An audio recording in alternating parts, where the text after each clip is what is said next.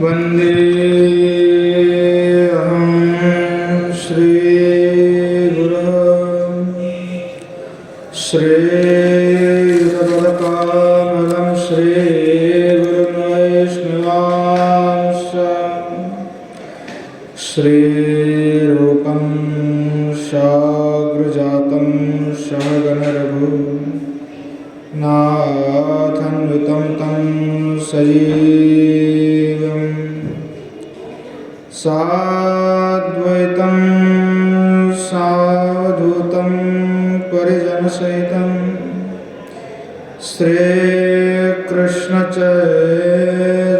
श्रीकृष्णचैतन्यदेवं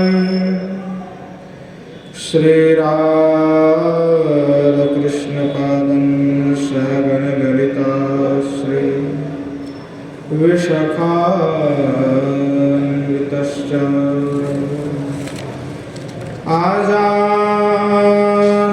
आजानुलम्बितभुजो कनकावदातो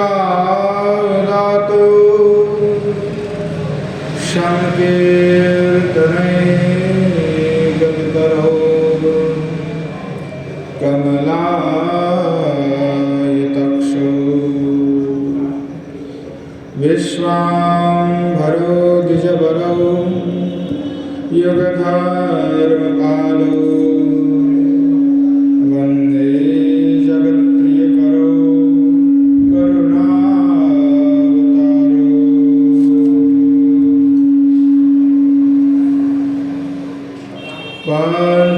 पञ्चतत्त्वात्मकं कृष्णं भक्तरूपस्वरूपकं भक्तावतारं भक्ताख्यं नमामि भक्तशक्तिकं बर्हापीडं नटवरवपो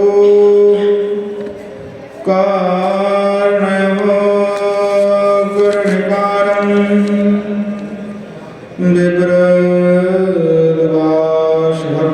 बिभ्रद्वाशभक्कनकोटिशं वैजयन्ते च माला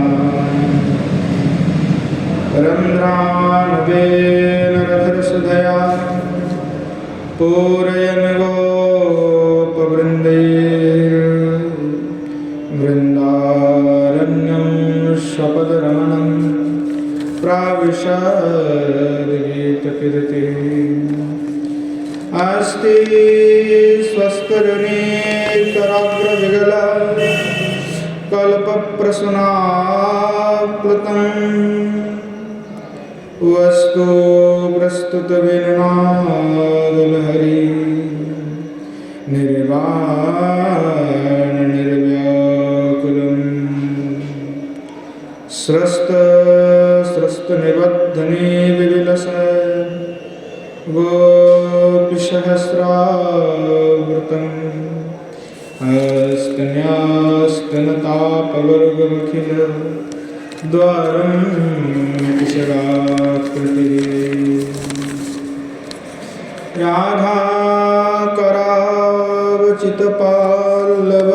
राधाकरावचितपाल्लवबाल्लरीके राधापदाङ्कविलसं मधुरस्थलीके राधा यशमुखरमत्तखगावलीके राधा विहारविपिन रमतां मनोहे राधे वृन्दवनाधीशे करुणामृतिमाहिनी कृपया निजपादाब्ज दशमेहं प्रदीयताम् श्रीमद्भागवतं नौमि यस्य विश्वप्रसादतः अज्ञतानपि जानाति सर्वसर्वगमानपि वृषारूढं ममाकन्तं सोममेश सदाशिवं हरिनामरसं भक्तं नौमि गोपीश्वरं हरं नारायणं नमस्कृत्य नरं चैव नरोत्तमं देवीं सरस्वतीं व्यासं ततो जयमुदीरये। श्रीरूपं साग्रजं वन्दे रघुनाथं कृपामयं श्रीजीवं भट्टयोगं च शयनं सुखदायकं येषां सहजस्निग्धानं पादरेणुमभीक्ष्णसः सर्वविघ्नविनाशाय शिरसा धारयाम्यहम्। वृन्द्यायै तुलसीदेव्यै प्रियायै केशवस्य च कृष्णभक्तिप्रदे देवी सत्यवत्यै नमो नमः।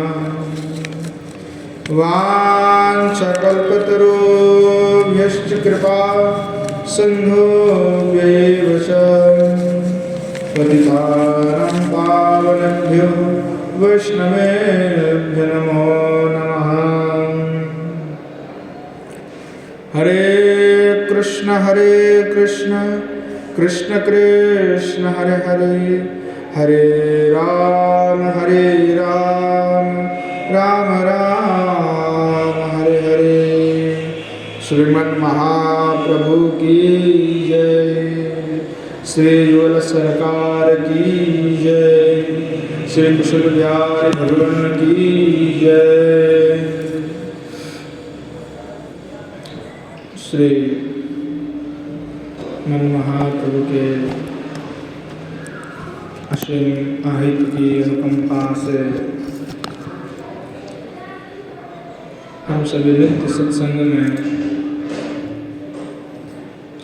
श्री प्रबोधानंद सरस्वती पाद कृत राधा रस सुधा निधि का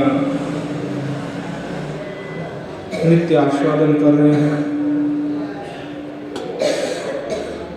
श्री मन महाप्रभु के अनुकंपा से ही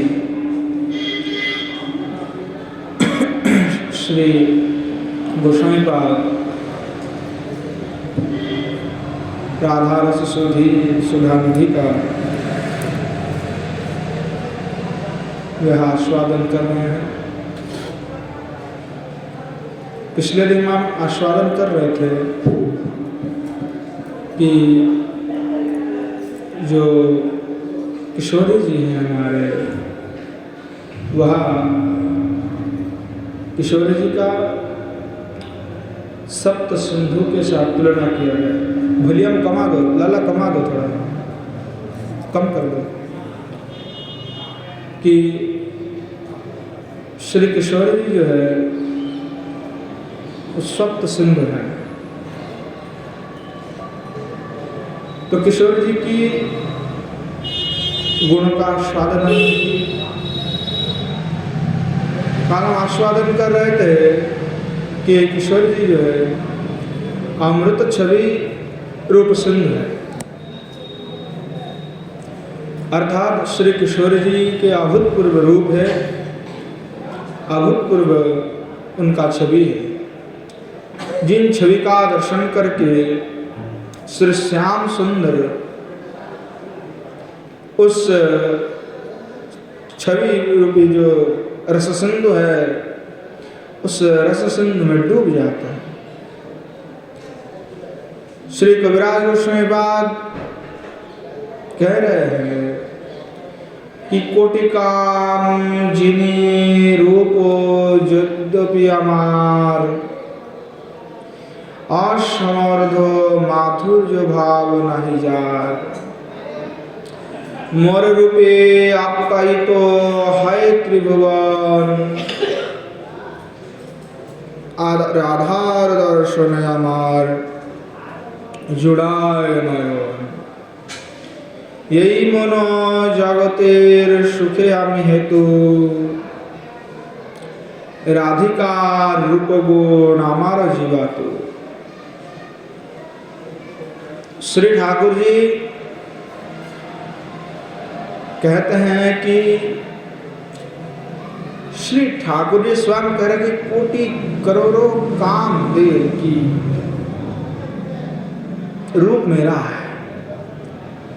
कोटि कामदेव से श्रेष्ठ है भगवान। कहने लगे कि ऐसा अद्भुत माधुर्य रस से किशोर जी परिपूर्ण है कि जिससे मैं मोहित हो जाता हूं। मेरे रूप से त्रिभुवन मोहित होते हैं और मैं किनसे मोहित होता हूं? मैं श्री किशोर जी की दर्शन करके मोहित हो जाता हूं। मेरा नयन तभी सुख प्राप्त करता है जब मैं श्री राधा को देखता हूं। राधार दर्शने अमार जुड़ाए नयन। श्री किशोर जी के दर्शन से ही मेरा हृदय जो है सुख प्राप्त करता, मैं आनंदित हो जाता। यही मनो जगतेर सुखे आमी हेतु राधिका रूप गुण अमर जीवते। कहने लगे श्री किशोर जी का रूप गुण ही श्री भगवान के जीवन है। इसीलिए कहा कि आत्मा राम, भगवान आत्मा राम है और आत्मा तो कृष्ण से राधिका। श्री भगवान श्याम सुंदर की आत्मा श्री किशोर जी है, राधिका ही उनकी आत्मा है। आत्मेति रमेति आत्मा राम है, जो आत्मा में रमन करता है और आत्मा में रमन करने वाला श्री भगवान है। उनकी आत्मा ही किशोर जी है।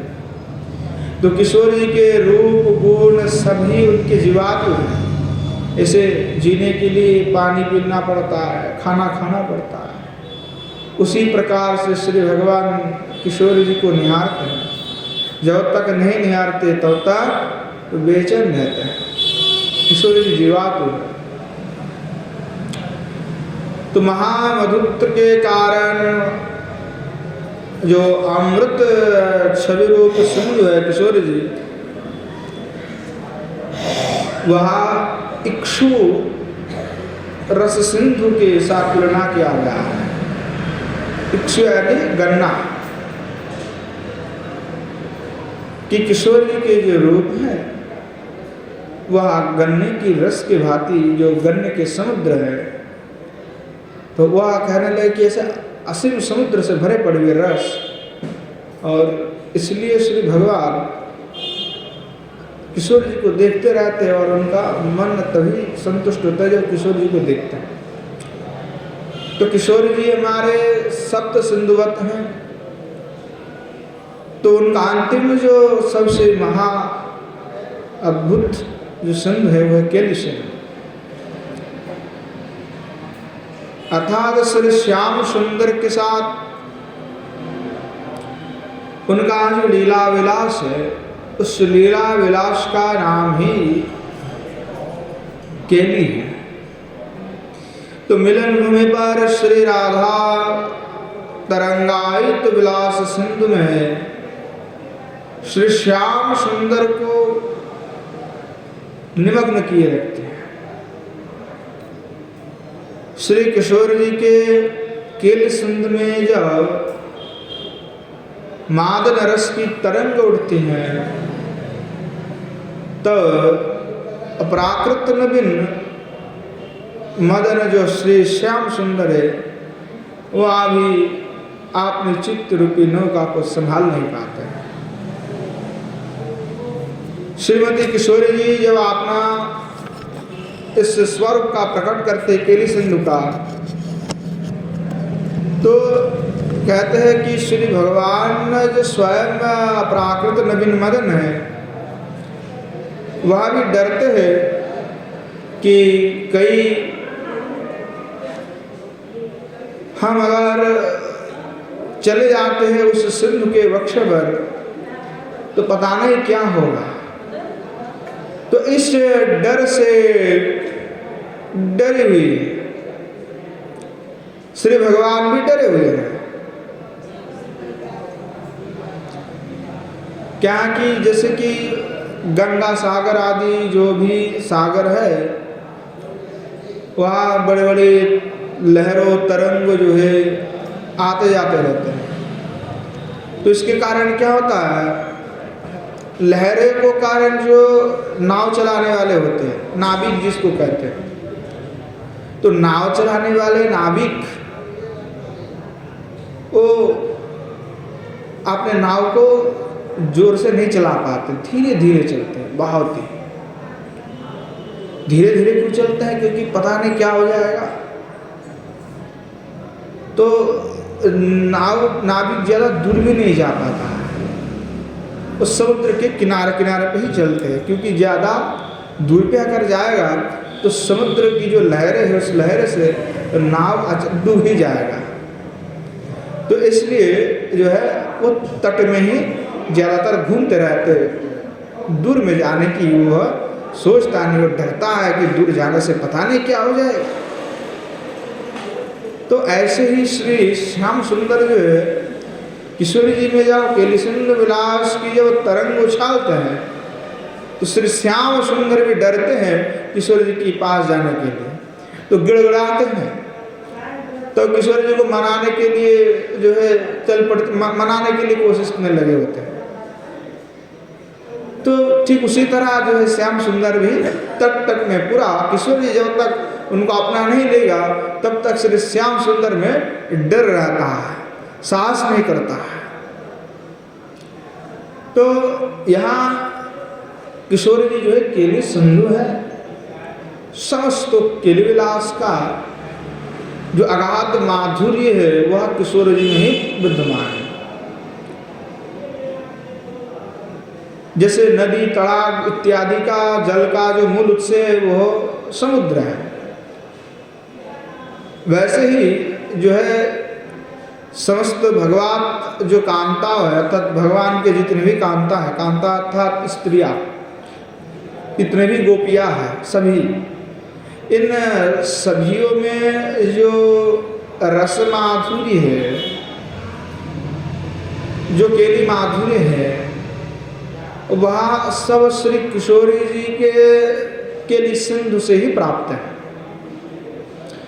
अर्थात किशोरी जी केली का सिंधु है, तो जैसे समुद्र से नदी तड़ाग आदि में जल आ जाता है,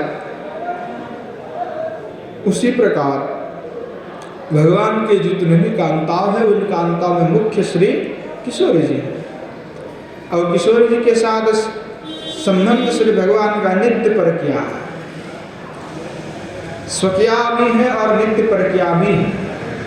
निम्बार्क संप्रदाय स्वकिया मानते हैं और गौड़ी संप्रदाय उसको नित्य परकिया मानते हैं।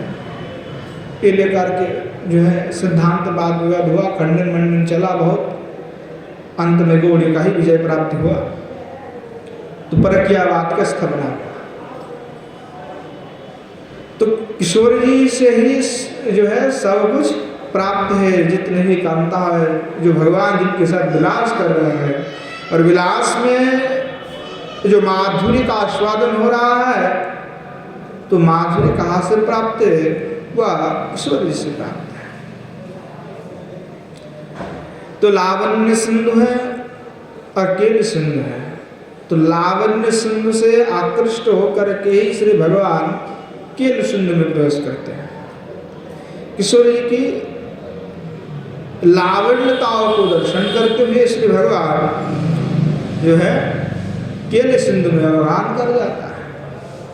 तो केली सिंधु की तुलना लवण से किया गया, लवण सिंधु से, नमक वाले जो सिंधु है। कारण क्या है कि बिना नमक के कुछ खाया नहीं जाता है। बिना नमक के कोई सब्जी कुछ बना कर खा सकते हैं, स्वाद होगा उसमें, अच्छा नहीं लगेगा ना बिना नमक के। तो वैसे ही कि लवण जो है सर्वत्र प्रयोजन है, पर अधिक होने से क्या हो जाता है, खा नहीं सकते। कम हो जाएगा देखे खाना पड़ेगा, नहीं दिया तो अच्छा नहीं लगा। आपको बढ़िया पनीर का रसा एकदम बहुत सुंदर से बना के दिया, उसमें नमक नहीं दिया, अब देखोगे कि खाने के लिए अरे बहुत बढ़िया लग रहा है, जैसे मुंह में डालोगे नमक नहीं है तो अरे क्या कुछ स्वाद ही नहीं है, खा नहीं सकते उसको। वैसे ही श्री भगवान जो है किशोर जी की केली सिंध के अवगाहन के बिना उन्होंने बेचा न, तो उसको सुतृप्ति नहीं होता, खा नहीं पाते कुछ भी। तब किशोर जी की जो दर्शन है, वह स्पर्श है, स्नान है, वह सब कुछ जो है श्री भगवान जो है आस्वादन करते हैं। तो कहते हैं कि जैसे लवण है कि सब में जरूरत है और ना देने पर कोई अच्छा भी नहीं होता है, उसी प्रकार से श्री किशोर जी की केली सिंधु में अवगाहन किए बिना श्री भगवान का माधुर्य का रस आस्वादन में नहीं कर सकता।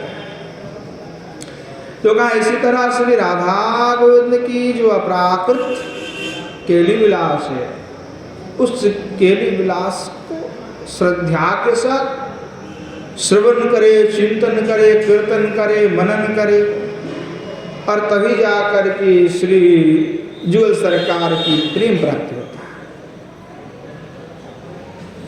कि कामनाओं की व्याधि को नष्ट करने का एक ही एकमात्र दवाई बताया है, जो हृदरोग है, उस हृदरोग को नष्ट करने के लिए कोई दूसरा उपाय नहीं है। उपाय एक ही है कि श्री राधा कृष्ण की, श्री युगल सरकार की जो प्राकृत दिव्य लीला है, उस दिव्य लीला का स्वादन से ही एकमात्र जो हृदय रूपी जो काम व्याधि है वो नष्ट होता है। ऐसा कि भगवान के अनेकों कथा है, श्री भगवान अनेक बार अवतीर्ण हुए हैं, अनेकों कथाएं उनके, पर इस अनेकों कथाओं में कौन से कथा सुनने पर हृदरोग नाश हो जाएगा, हृदय रोग नाश होगा, वो समझना होगा। तो उस पर गोस्वामी कहते हैं श्री जुगल सरकार और कोई भी भागवत कथा के नहीं बोले हरि कथा तो अनेक है, पर सारे हरि कथा का काम व्याधि को नष्ट कर देगा, बोले नहीं, केवल श्री युगल सरकार के अपराकृत केली विलास के आस्वादन से ही जो है अब जो काम है वो नष्ट होता है, और कोई भी कथा से नहीं होता है। केवल और केवल श्री युगल सरकार की जो अपराकृत दिव्य केली विलास है, उस केली विलास के आस्वादन से ही काम व्याधि नष्ट होता है। तो कहते कि देखो कि कई बार ऐसा होता है संसार में कि कृष्ण भक्त बहुत सारे लोग आरंभ करने लगते हैं, कृष्ण भक्त क्रिया करने लगते हैं। तो श्री गोस्वामी दत्ता श्रीमद् भागवत में सुखदेव गोस्वामी ने अंत में कहा ये देखो नैतत् समचरे जातु मनसापि ह्यनेश्वरः विनश्यत्याचरण मोढ़्यात् यथा रुद्रब्धिजं विषम। कि श्री भगवान कैसे प्राकृत लीला है, और अप्राकृत लीला को कई लोग प्राकृत मानते हैं और प्राकृत मान के हंसी मजाक भी किया करते हैं, खिल्ली उड़ाते हैं। उनको लगता है कि भगवान ने किया है तो हम भी कर लेंगे, भगवान ने तो शिक्षा दिया है ना, उन्होंने शिक्षा दे के गए हैं करने की तो हम भी करेंगे। तो ऐसा नहीं होता है। भगवान की क्रिया को, उनके जन्म कर्म समेव दिव्य, भगवान की जन्म कर्म सब दिव्य होता है, वैसा कोई कर नहीं सकता। इसीलिए वो अप्राकृत, दिखने में भाले लौकिक लगता हो पर अलौकिक है, क्योंकि सब कुछ उनका दिव्य है, और दिव्य होने के कारण वो अलौकिक है, लौकिक नहीं है।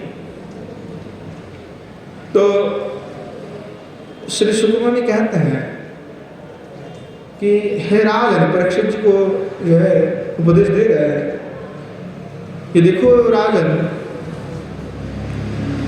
कि देहादि में जिसका ममत्व अभी भी है, देहादि में ममत्व बुद्धि रखने वाले जो जीव है, वह कृष्ण के जो लीला है उस लीलाओं का कभी भी अनुकरण ना करें। नहीं तत्समचरे जातु मनसापि हरेश्वर। देखो ईश्वर है वो, उनकी लीला का ऐसे कृष्णवत अनुकरण नहीं किया जा सकता, क्योंकि भगवान रुद्र ही एकमात्र विस्फोट कर सकता है।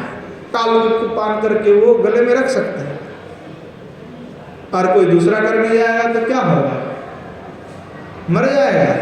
किसी को पिला दो विष, रह पाएगा क्या। तो कृष्णवत आचरण कभी होता ही नहीं, कर नहीं सकता।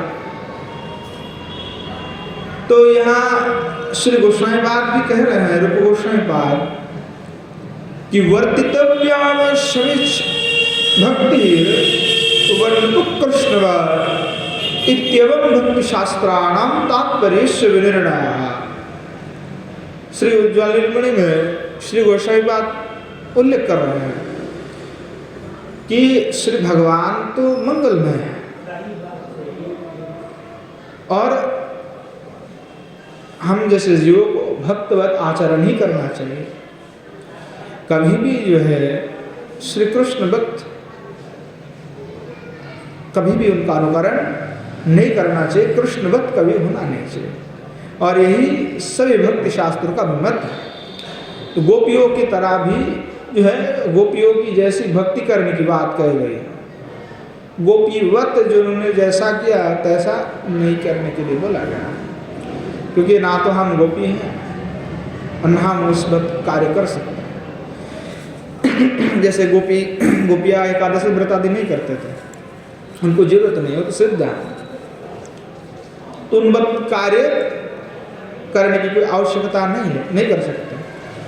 क्योंकि उद्धवादि भी वही कहे कि हम जो उद्धवादि जैसे महान श्रेष्ठज्ञ भी उस पद के लिए आपने को लायक नहीं समझा,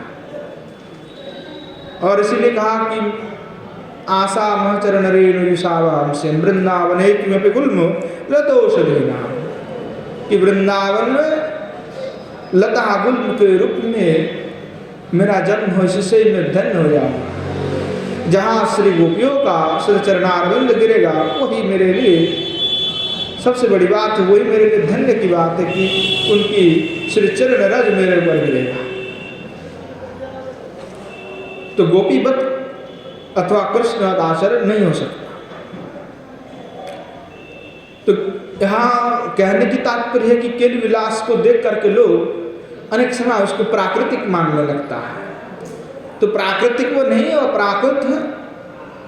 भगवान के समस्त कर्म लीला सब कुछ दिव्य होते हैं, अद्भुत से अद्भुत होते हैं। इसीलिए अद्भुत जो कर्म है उसको तो लोग नहीं करने की कोशिश करते, परंतु जो केली विलास है उनको प्राकृत मान करके वो करने की इच्छा भी जाहिर करते हैं।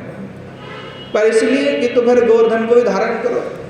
बहुत सारे लोग कहते हैं रास किए भगवान ने तो हम भी करें, अरे करो, तो उससे पहले तो गोवर्धन धारण है, तो गोवर्धन को धारण कर लो।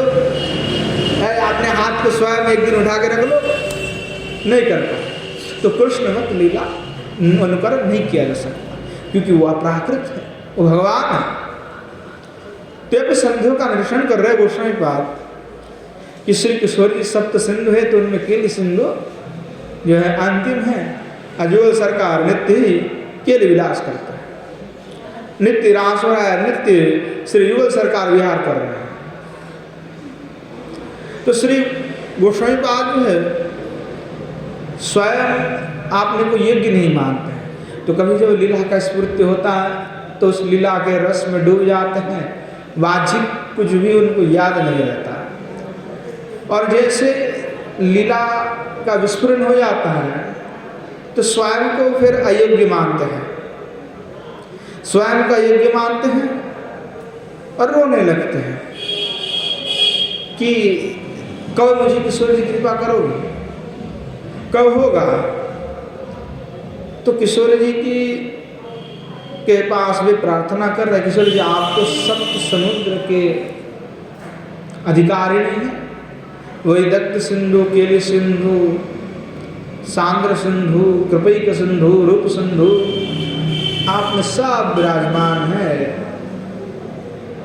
तो उस महासमुद्र से एक बूंद मुझे कृपा करके दीजिए, क्योंकि उस महासमुद्र के एक बूंद भी प्राप्ति हो जाए तो वह प्रेम रस के माधुर्य में डूब जाएगा।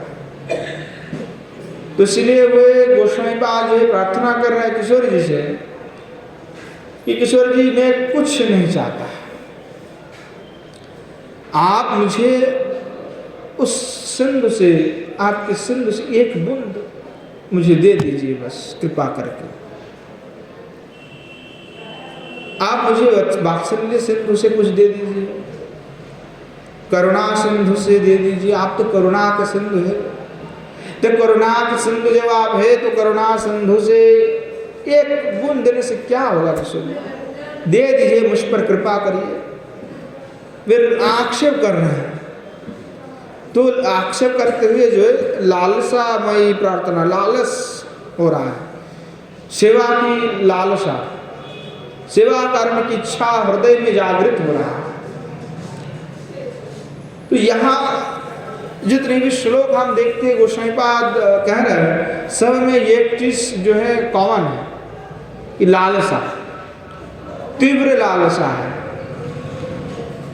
तीव्र लालसा है, उत्कंठ है, सेवा पाने की उत्कंठा का प्राचुर्य यहाँ पे दिखाई पड़ता है। श्री गोस्वामी पाद कहने लगे,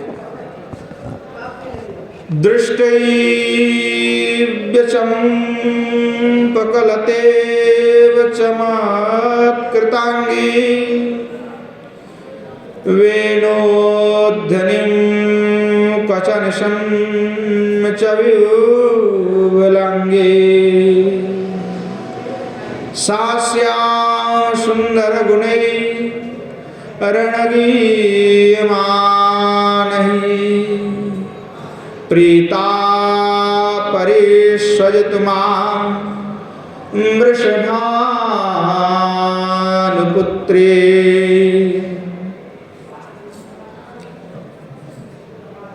श्री गोस्वामी पाद प्रार्थना कर रहे हैं, कह रहे हैं,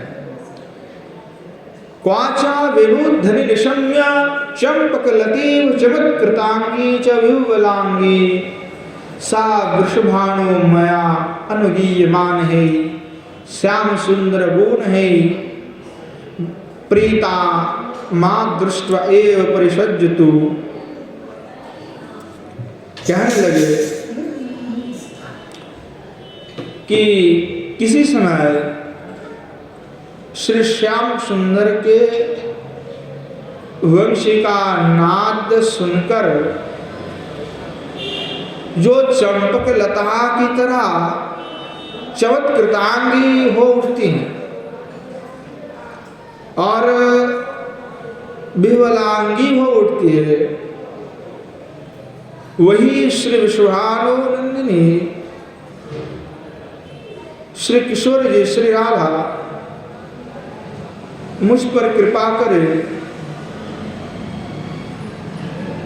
और मेरे द्वारा बार बार गाए जाने वाले श्री श्याम सुंदर की गुणावलियों को सुनकर उल्लासित हो करके मुझे सेवा दासी के रूप में भी स्वीकार करे और मुझे आलिंगन करे।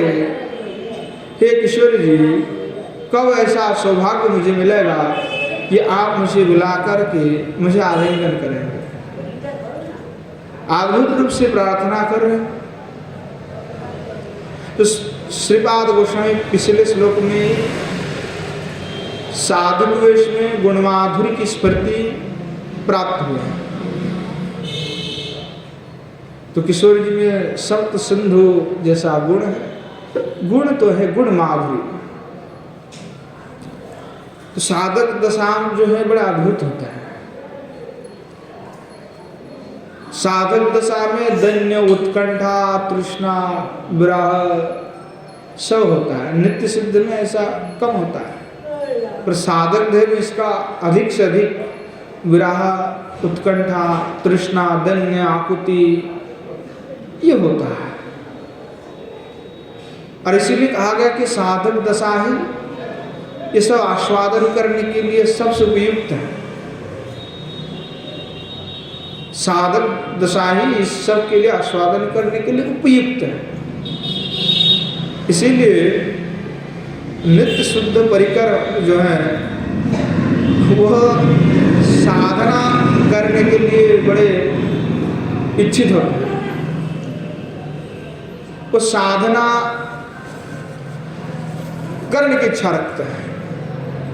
इसलिए नित्य सिद्ध जो परिकर होते हैं, जहां स्वयं भगवान ही उस रस का स्वादन करना चाहते हैं कि कैसे मुझे रसस्वादन होगा, कैसे मुझे रसस्वादन होगा, उसके लिए भगवान भी चाहते हैं कि मुझे आस्वादन करना है। नहीं करते हैं। क्या हुआ? श्रीमन महाप्रभु भी रसस्वादन करने के लिए स्वयं आए, रसों का स्वादन करना चाहते हैं। तो नित्य सिद्ध परिकार जो होते हैं तो श्री भगवान के साथ ही, जब श्री भगवान अवतीर्ण होते हैं अथवा जब नहीं भी होते हैं,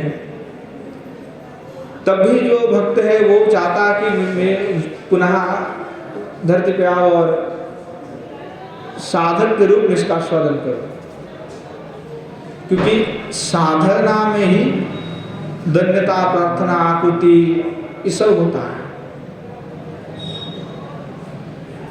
तो नित्य सिद्ध परिकर भी चाहता है कि मनुष्य लोक में मेरा जन्म हो जाए और मैं इस साधन रस का आस्वादन लेना चाहता हूँ। यही में सबसे बड़ा आस्वादन होता है। इसीलिए श्रीमन महाप्रभु भी भक्त वेश में आए उस रस का आस्वादन करने के लिए, क्योंकि भक्त वेश में, साधक वेश में नहीं आएगा तो आस्वादन नहीं होगा। इसीलिए सारे नित्य परिकर भी चाहता है कि मेरा जन्म हो। जैसे रूप आदि गोस्वामी पाद सभी जो है साधक रूप में श्रीमन महाप्रभु के साथ अवतीर्ण हुए। सभी जो है नित्य सिद्ध है और नित्य किंकरी है सभी। रूपादि गोस्वामी पाद कोई साधक साधन सिद्धा मंजिल नहीं है। जैसे हम लोग अगर कोई महात्मा है, अगर वो साधन कर रहा है, साधन करके प्राप्ति कर रहा है, तब जाकर के वो नित्य सिद्ध होगा। पहले तो साधन सिद्ध होगा, साधन से ही सिद्ध होगा, फिर जाकर के वो एक बार सिद्ध हो गया, फिर तो किशोरी के चरण में प्राप्ति हो गया, तब से वो नित्य है। उस कल्प से वो नित्य हो जाएगा, उसको और साधन वादन की कोई आवश्यकता नहीं पड़ेगा। एक बार हो गया तो हो गया। जब तक नहीं हो रहा है परंतु उसको साधन सिद्ध कोटि में ही माना जाएगा।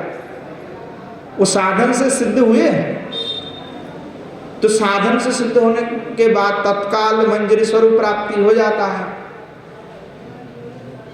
तो क्या इसी लोक में हमें मिलेगा कि दूसरे लोक में मिलेगा, इसका भी विधान है कि नहीं, यही वृंदावन में प्रवेश हो जाएगा, यही नित्य वृंदावन में प्रवेश होगा और कहीं नहीं जाना पड़ेगा। तो कहते हैं कि नित्य सिद्ध जो होते हैं, रूप गोस्वामी पाद आदि सभी नित्य सिद्ध हैं, फिर भी साधक स्वरूप में आए। स्वाधक स्वरूप में आकर के फिर वृंदावन में वैराग्यता के साथ भजन किए। किस प्रकार से? मानो कि साधन कर रहा है, साधन सिद्ध की बात है। साधना किए, वैराग्य किए, फिर मंजरी स्वरूप में भजन किए और अपना मंजरी स्वरूप प्राप्त भी किए। पर है नित्य सिद्ध, पर किस लिए किए? क्योंकि उनको आस्वादन करना है और हम जैसे अधम को भी दिखाना है कि ऐसे करना है, इस प्रकार से अनुकरण करके करना है, उनके जैसा करना है, उनके जैसा भाव लेकर के, त्याग वैराग्य लेकर के करना। तो सभी पार्षद किशोर जी की जो किंकरिया है वो भी चाहता है कि मेरा एक बार ब्रजमंडल में जन्म हो जाए, या तो कई बार ये होता है कि कहीं भी जन्म हो जाए पृथ्वी लोक में, पर मुझे इस रस का स्वादन करना है। क्योंकि जो साधक देह में ही दैन्य होगा, आकृति होगा, प्रार्थना होगा, लालसा होगा, रूप गुण लीला की माधुरी होगा, विराह होगा, स्फूर्ति होगा, फिर कटेगा। पर ये सब नित्य सिद्ध में नहीं हो सकता, और इसी में ही आनंद है। अरे जहाँ विराह नहीं वहाँ आनंद नहीं। भाई मिठाई कितने खाने के लिए अच्छा लगता है, रोज खाओ तो खाना ही भूल जाते हैं। मुझे बहुत प्रिय था मिठाई, अब मैं खाता नहीं, मेरा रुचि हट गया। 12-14 साल में ब्रज में रहा और बाहर कहीं गया नहीं मैं, तो फिर बचपन से इधर रहा तो खूब मिठाई मिलता था, राज में खूब खाए। अब क्या हुआ कि देखने में कैसा लगता कि नहीं कोई खीर वीर नहीं खाते, चलते नहीं, अच्छा नहीं लगता। और स्वयं के अनुभव बता रहा हूँ, क्यों नहीं लग रहा एक बार कितना दिन खाया जाए, खाने के प्रति कोई रुचि नहीं आ रही। रोज पनीर लग रहा है, कहाँ कितने खाओ, वृंदावन में कुछ अभाव ही नहीं, खाने के प्रति एकदम रुचि है नहीं, सब उड़ गया। और कार्तिक व्रत कर रहा हो तो बस एक सिद्ध चल रहा है, कोई दिक्कत नहीं है, कुछ लग नहीं रहा है कि अलग से कुछ कर रहा हो, तो वो रुचि नहीं होता है।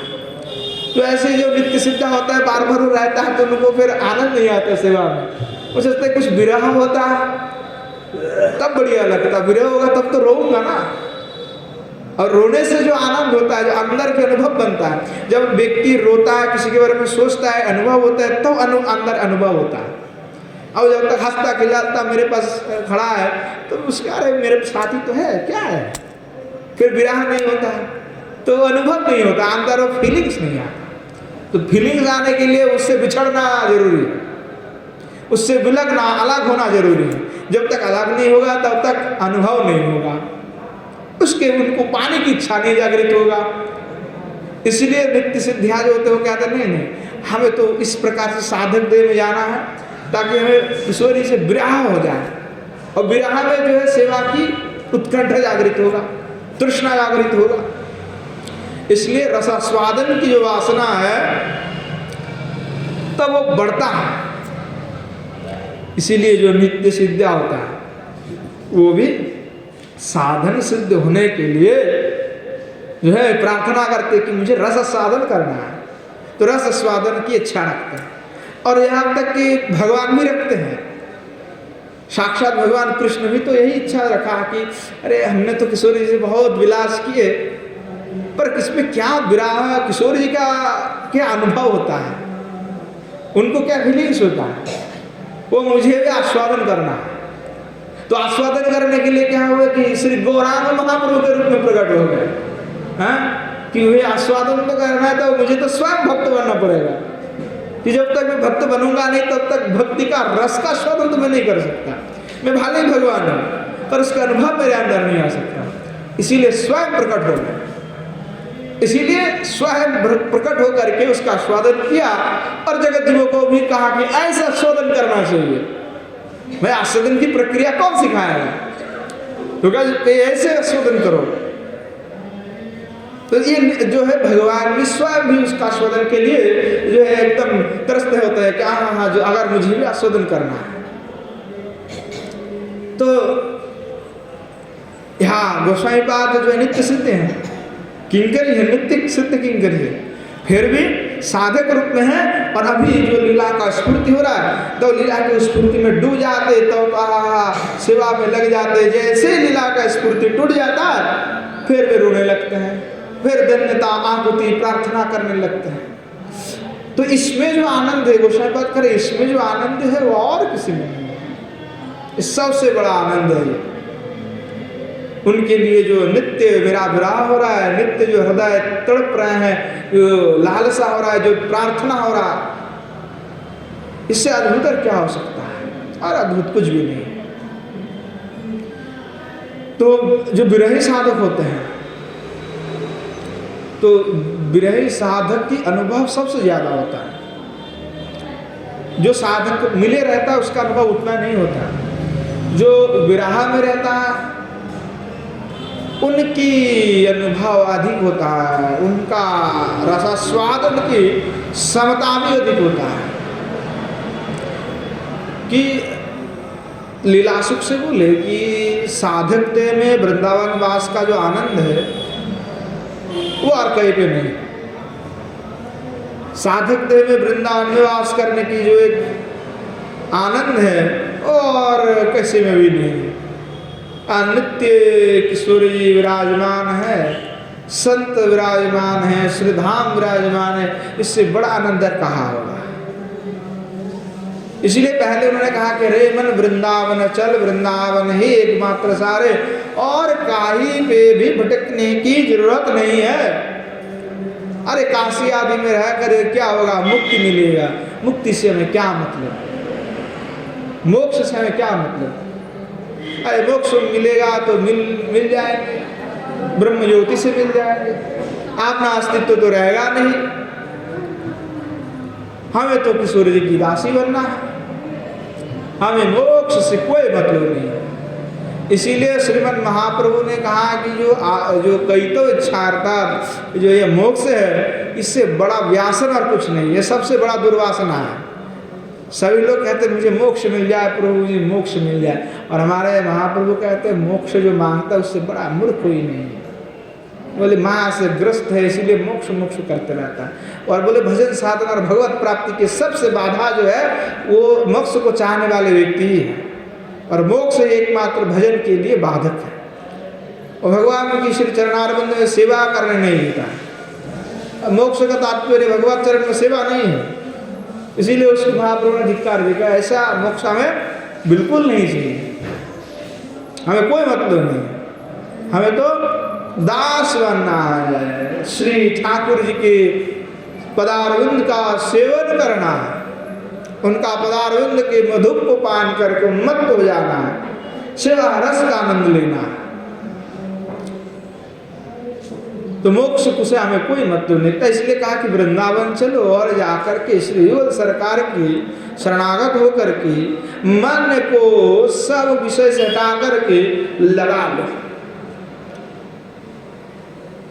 तो विरही जो साधक है, और क्या है कि विरह दशा है, तो विरही साधक जो है सबसे बड़ा अनुभव करता है। उनमें फीलिंग्स भी बहुत गहरा से गहरा होता है, अनुभव भी गहरा है। तो विरही रूप में श्री परमानंद सरस्वती पाद जो है यहाँ पे विरही साधक है, इसीलिए उनका अनुभव जो है गहरा है, और वो हर श्लोक में उसका प्रभाव दिखाई पड़ता है। तो क्या होता है कि विरही साधक जो है वो प्रोषित वर्तिका नायक की दशा प्राप्त करते हैं। कैसा है वो कि प्रोषित वर्तिका का परगृह गमन नहीं होता है, समाज उत्सव देखना नहीं होता है, केश वेश संस्कार भी नहीं होता है, वह बस जो है पति विरह में बैठी बैठी रोती रहती है, जो प्रसिद्ध वर्तिका होता है। तो क्या करते हैं, जिनके साथ उनका विवाह हुआ, उनका पति मानो विदेश गमन किए कि बाहर कहीं गए दूर देश में, तो वो क्या करती है कि वो किसी के घर में नहीं जाती, और जो है किसी के साथ वार्तालाप भी नहीं करती, किसी उत्सव आदि में नहीं जाती, अपना केस आदि अर्थात बाल आदि को भी वो संस्कार नहीं करती, वो बस बैठी बैठी पति की चिंतन करती रहती है। मैं पहले जमाने में होता होगा, अब नहीं होता है पहले जमाने में होता होगा, अब नहीं होता है, बहुत कम होता है, देखने को मिलेगा ही नहीं कि पति कहीं बाहर विदेश में गए हो और पत्नी बैठ बैठ करके रो रही है। अब नहीं होती होगी, अब चला गया जमाना। अब जो नया नस्ल आ रहा है वो नहीं करेगी ऐसा नहीं होती। ये पुराने हैं आप लोग, उसमें हो सकता है, पर अभी तो नए में नहीं है। तो गोसाई बात उदाहरण दे रहा है, पुराने जमाने के आदमी तो पुराना ही उदाहरण दे रहे हैं। अब नए समय होते तो सोचते कि उदाहरण देने से पहले 10 बार ये काम करेगा कि नहीं करेगा। तो अब क्या है कि जैसे रोती रहती है, वैसे ही जो विरही साधक होता है उनका मन जो है एकमात्र वही इष्ट में ही लगे रहता है।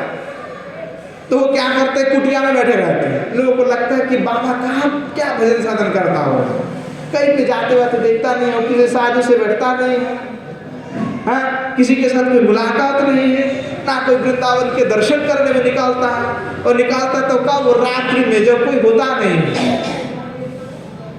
किसी के साथ कोई माथापची नहीं करता, क्योंकि लोगों को लगता है कि हमारे साथ चर्चा नहीं कर रहा है, ये अंदर अंदर बड़े आप लोगों घमंडी है ये।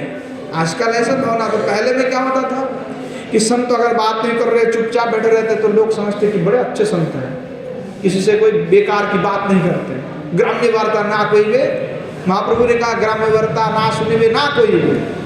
तो फालतू की जो बात है वो ना सुनते थे ना कहते थे। आप अगर हम घर पे कुटिया में बैठे दर्शन आश्रम में, तो लोग कहते हैं कि महाराज जी दिखाई नहीं पड़ते, आप क्या रहते हैं, हम तो घर पे रहते हैं।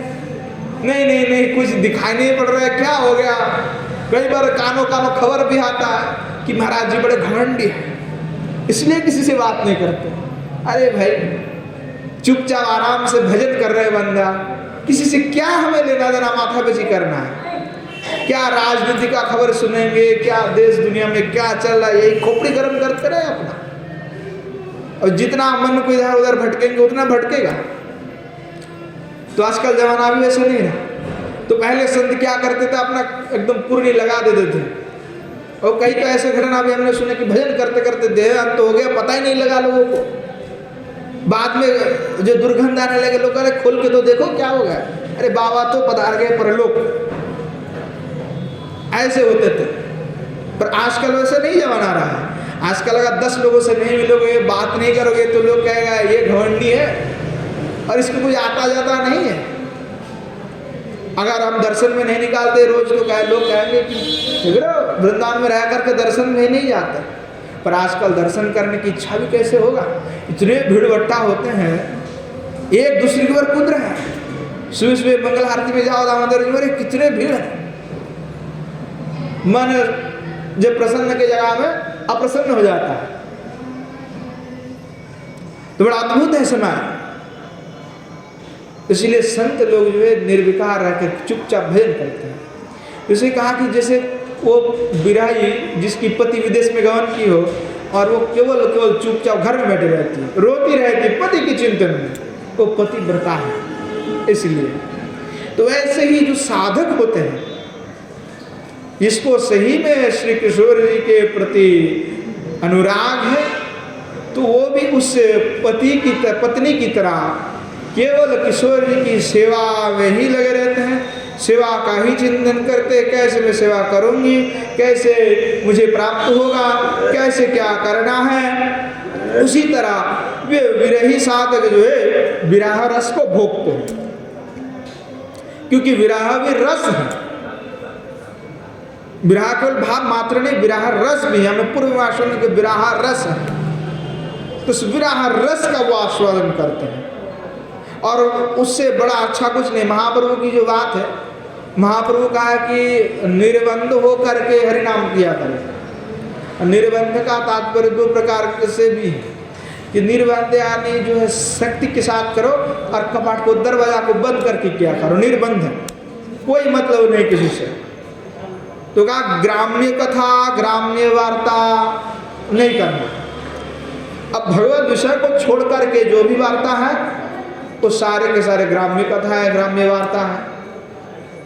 अब हम टीवी देखेंगे, फिल्म देखेंगे, दुनिया भर की काम करेंगे, तो हमारा मन तो पूरा दिन उसी में लगे रहेगा।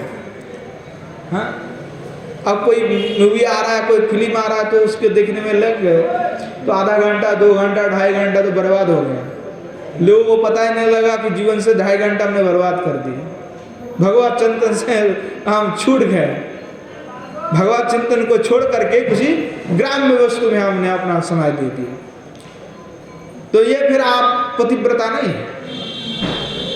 अर्थात आप स्वामी जो है, यहाँ पे आपका पति कौन है? श्री राधा। पति का अर्थ होता है यहाँ पे स्वामित्व अर्थ में, स्वामिनी है।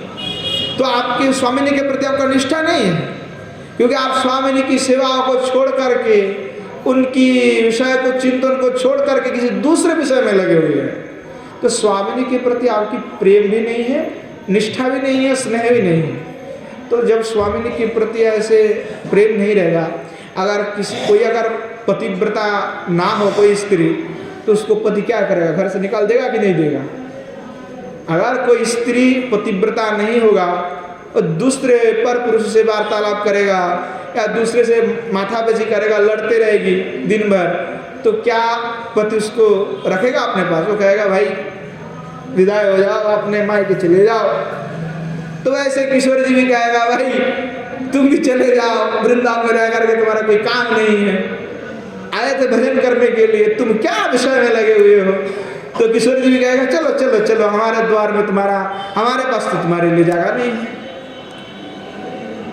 तो ऐसे एकदम सीधा सीधा फंडा कि जो सेवा में लगे रहेगा बिरहिणी की तरह, उसको किशोर जी अपनाएगा, और जो नहीं लगेगा, ग्राम्य कथा आदि में लगे रहेगा, उसकी पूरा जिंदगी निकल जाएगा और वृंदावन में बंदर बन के घूमे। वृंदावन में बहुत बड़ा बंदर हो रहा है आजकल, बहुत ज्यादा अधिक हो रहा है। इसका भी कारण है, महात्मा लोग कहते हैं कि इतने अनाचार होने लगे तो भाई होगा क्या? रहेगा तो इधर ही, जाएगा कहीं और नहीं, रहना यहीं पे है, पर यहीं पे अपराध को भोगना ही पड़ेगा। एक बार हमारे गुरुजी बात कर रहे थे, तो वृंदावन में बड़े से बड़े पंडित ही किस प्रकार से अपराध के कारण पतित हो जाते हैं। एक बार गुरुजी बता रहे थे कि उस समय में ऐसे ये सब आश्रम नहीं थे, बहुत पुराने जमाने की बात है। वह कि रोज परिक्रमा करते थे पंचक्रोशी ऋषि का। उस समय जंगल हुआ करता था ये पूरा, तो केसी घाट से चामुंडा तक लोग बड़े डरते थे थोड़ा सा, हैं? और इधर जो है भूत प्रेत का भी बड़े कारोबार थे एक समय में। तो वो गुरुजी जो है 12 बजे करीब परिक्रमा करने लगते थे। तो एक बार परिक्रमा करने लगे, तो यही थोड़ा पानी घाट की जो चौराहा उधर आगे बढ़े थोड़ा सा, उसके बाद ही जो है एक व्यक्ति को देखा कि बाहर निकल के परिक्रमा कर रहे हैं। भाई रात 12 बजे, उस समय आजकल के जैसा भीड़ भट्टा नहीं था, लाइट नहीं था, अब परिक्रमा कर रहे थे। तो वो गुरुजी सोचे कि भाई इसको पकड़ लो। हमारे शिक्षा गुरुजी बता रहे थे, तो कहे कि गुरुजी ने सोचा कि पकड़ लो उनको। तो वो जितने जोर से चले वो पकड़ नहीं पाते। तो चामुंडा तक जैसे पहुंचा तो वो जो है वहीं पर रुक गया, वो जो आगे चल रहे थे, और महाराज जी को पकड़ लिया। सामने आ गया अचानक, बोलने लगे मेरे पीछे पीछे क्यों आ रहे हो? मैं देख रहा हूँ तो मुझे पकड़ने की कोशिश कर, इसलिए मैं रुक गया। तो बोले नहीं नहीं, अकेला आदमी में जा रहा था, मैं सोचा कि कोई दूसरा साथी मिल जाएगा तो उसके साथ चलूंगा। तो महाराज जो सामने आए हो, क्या तुम जानते हो मैं कौन हूँ? अब तो तुम्हें छोड़ूंगा नहीं तुम्हें। बोले आप कौन है? बोले मैं ब्रह्म राक्षस हूँ। हमारे पंडित जी थे, जो गुरुजी थे, गुरुजी बता रहे थे उनके गुरुजी, तो बोले कि जो गुरुजी थे बड़े पंडित थे, बहुत बड़े विद्वान। तो ब्रह्म राक्षस बोले मैं भी बड़ा पंडित था, वृंदावन में ही रहता था। बोला अपना परिचय दीजिए। बोले नहीं, परिचय नहीं देंगे, पर तुम्हें अगर मुझसे छुड़ाना है अभी तो मेरे साथ शास्त्रार्थ करो। अगर शास्त्रार्थ में तुम जीत गए तब तो मुझे तुम्हें छोड़ दूंगा, नहीं जीता तो यहीं पे मटक दूंगा। तो गुरुजी बड़े विद्वान थे, समस्त शास्त्र में बड़े उनका ज्ञान था। तो पूरी रात्रि जो है शास्त्रार्थ चले दोनों में। अंत में किसी तरह से गुरुजी ने उनको परास्त कर दिया। तो फिर वो ब्रह्म राक्षस छोड़ करके चला गया और बोले कि तुम बच गए हो, आज तुम्हारे ऊपर किशोर जी की कृपा है, नहीं तो तुम्हें आज यहीं पे ही मटक देता मैं। वो कह करके वो चले गए। तो गुरुजी हमें बता रहे थे, जब मैं भागवत पढ़ता था बता रहे थे कि ऐसा ऐसा घटना उनके गुरुजी के साथ हुआ। तो बड़े बड़े विद्वान होने के बाद भी ब्रह्म राक्षस जन्म में जाना पड़ा, पर ये ब्रज के बाहर नहीं जा सकते। उनका जन्म यहीं पे होगा, कुकृत्य करेगा तो यहीं पे होगा। तो सब कुछ जब हम छोड़ के आए हैं वृंदावन में, जानते हैं सब कुछ कि वृंदावन में जो आ जाता है उनका कल्याण हो ही जाता है। चाहे वो कब होगा वो पता नहीं, पर कल्याण एक ना एक दिन हो जाएगा। तो वृंदावन धाम अद्भुत है। तो यह धाम में आकर के धाम को श्रद्धावत मान करके आभिन्न कृष्ण मानना होता है कि यहाँ पे तो श्री किशोर जी नृत्य केली विलास कर रहे हैं, श्री युगल सरकार है। तो वृंदावन धाम अपराकृत धाम है। यहाँ पे जो अपराध करते हैं वो 10 गुना लग जाता है। बाहर जो करते हैं वो जितना लगता है यहाँ पे 10 गुना अधिक लगता है। इसीलिए कोई भी अपराध से मुक्त होकर के, कोई भी दुराचार से मुक्त होकर के, ग्राम्य कथा आदि से रहित होकर के जो भजन किया करता है उनको ही एकमात्र श्री किशोर जी कृपा करते हैं, और किसी को ऐसे नहीं कृपा मिल जाएगा। तो ये बड़ा अद्भुत अद्भुत और भी घटना है। भूत गली का घटना भी सभी जानते हैं, बहुत लोगों ने आस्वादन किया। कभी आएगा तो समय बताऊंगा वो भी। तो क्या वृंदावन में अद्भुत से अद्भुत सब कुछ है, प्राकृत है। तो गोस्वामी पाद कहने लगे कि जो राधा दासी को प्रार्थना प्राप्ति चाहता है कि किशोर जी का मुझे दासी बनना है, उसको विरही होना पड़ेगा। विरह जब तक नहीं होगा तब तक उत्कंठा, लालसा, तृष्णा ये सब नहीं होगा, तब तक तो नहीं हो सकता। इसलिए कहा कि विरही हो जाओ। नरोत्तम दास ठाकुर महाशय किस प्रकार से तृष्णा विरह से विनित प्रार्थना कर रहा है। श्री विश्वनाथ चक्रवर्ती पास संकल्प कल्पद्रुम में भी प्रार्थना कर रहे हैं। विलाप कुसुमांजलि में श्रीदास गोस्वामी पाद प्रार्थना कर रहे हैं। रघुनाथ दास गोस्वामी पाद, रूप गोस्वामी पाद प्रार्थना कर रहे हैं। उत्कलिकावल्ली में सभी आचार्य नित्य सिद्ध होते हुए भी इस प्रकार के उत्कंठा का उद्गार वे कर रहे हैं। बड़े उद्गार उन्होंने तो किया हमारे लिए। गोस्वामी जी कुछ उद्गार करते हैं तो शास्त्र बन जाता है, ग्रंथ बन जाता है, और हम लोगों को सालों साल हो जाते हैं, कोई उद्गार आता ही नहीं है। वो कुछ सोचते हैं तो तुरंत उनका उद्गार आने लगता है, श्लोक आने लगते हैं, और रो करके बोलने लगते हैं। तो उद्गार आना चाहिए कि बार बार तृष्णा होना चाहिए। तो कहा कि ऐसे जो विरह का रस को आस्वादन करते हैं उस समझ सकते हैं अनुभव कैसा होता है। पर साधक में अनुभव होना जरूरी है। जिनमें अनुभव नहीं है, जिसमें ऐसा तृष्णा नहीं है, जिन साधक का अनुभव नहीं है, थोड़ा बहुत अनुभव की आवश्यकता है ही। अब जो भजन करता है उसको थोड़ा बहुत अवश्य अनुभव होता भी है। जो सही में दिल लगाते हैं उनका अनुभव होता है, जो लगाते नहीं है उनका अनुभव नहीं होगा। जैसे अगर कोई लड़का किसी लड़की को प्रेम करेगा या कोई लड़की किसी लड़का को प्रेम करेगा, उदाहरण दे रहा है गोस्वामी पाद ये, इससे बड़ा कोई संसार में उदाहरण नहीं है। सबसे बड़ा उदाहरण ये होता है, क्योंकि दिखा जाता है संसार में कि दूसरे से प्यार करता है तो उसके लिए मर भी जाता है, ट्रेन के पटरी में जा करके सुहा हो जाता है, धागे में लटक जाता है। तो कहते हैं आचार्य पाद कि देखो संसार में जैसे एक दूसरे को प्रेम करते हैं, अगर उससे अलग हो जाता है तो क्या होता है, विरह होता है ना। पर संसार में वो उसको प्रेम नहीं कहते, मोह है। संसार में तो प्रेम होता ही नहीं है। भागवत आदि शास्त्र में कहा है कि संसार में कोई मुख्य रूप से प्रेम नहीं करते, वो प्रेम को आरोपित करते हैं। होता तो मोह है, पर उसको प्रेम का नाम दिया जाता है, असली में प्रेम नहीं होता। वह मोह होता है जो एक दूसरे के ऊपर आकर्षण मात्र होता है। और जो व्यक्ति व्यक्ति से जुड़ते हैं, एक संबंध होता है सबके अंदर, जो माया है वो किससे आता है, सेवा की वृत्ति, ये प्रेम से उद्भूत होता है, लादनी अंश से। सबके अंदर वो अणु रूप में विराजमान है। और अणु जब बृहत हो जाता तो श्री भगवान से फिर जुड़ जाता है।